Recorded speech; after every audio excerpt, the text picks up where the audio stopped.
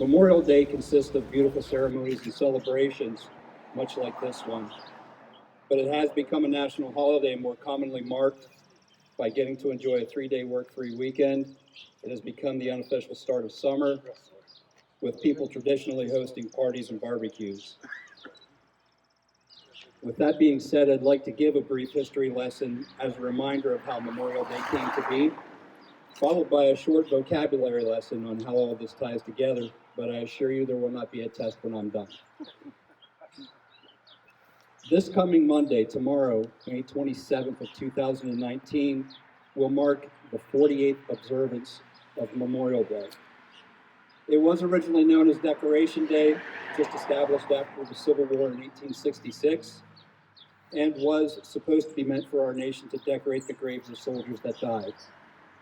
Eventually, it was declared that Decoration Day should be held on May 30th. Many thought this to be because of all the flowers in bloom by that time all over the country. It wasn't until after World War I that it was expanded to honor those who have died in all American wars, with it also being placed on the last Monday in May.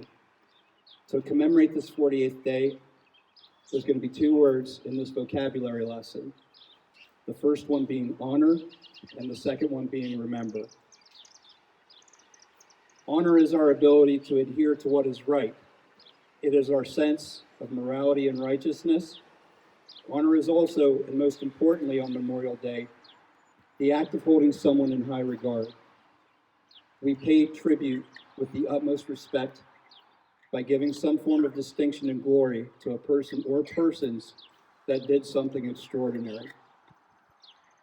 Remember is the ability to recall or bring awareness of someone or something that a person has seen, known, or experienced previously. It is a word used to emphasize importance. We need to honor the fallen by learning and remembering their stories. It wasn't just the great military leaders like Patton or Doolittle, the history books so eloquently speak of, but every last individual that follows the orders of our remarkable leaders. This includes the infantrymen that charged into combat, the pilots that flew over enemy territory and protected the bombers as they dropped their payload. It is every man and woman that served and lost his or her life as they defended the United States of America. In many cases, their stories are passed down from one generation to the next within their families, but they fade away with the progression of time, never given the chance to become public knowledge. How can we truly be grateful for a soldier's sacrifice if we don't even know that he or she existed? Our military history needs to be preserved and maintained in ways that all who serve are acknowledged for their sacrifices. I mourn the loss of each and every soldier that died while serving in the military.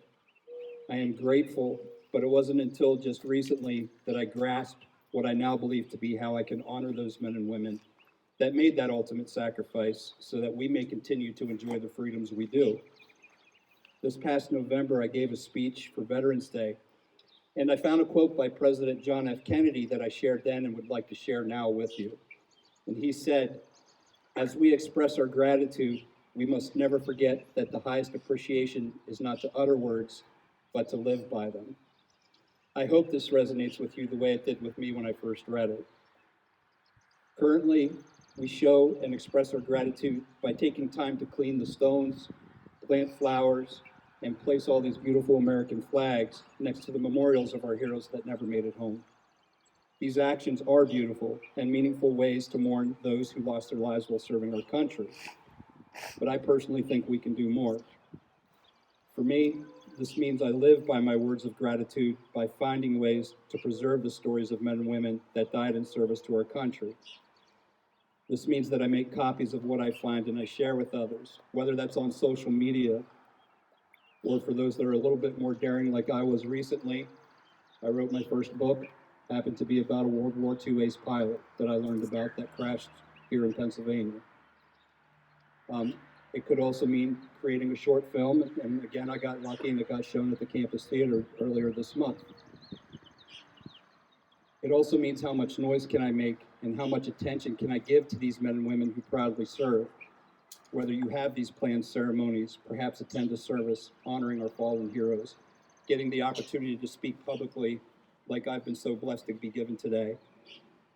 It also means how many people will my actions influence to do the same. On a personal note, it means I'm now trying to preserve the stories of my family's military history.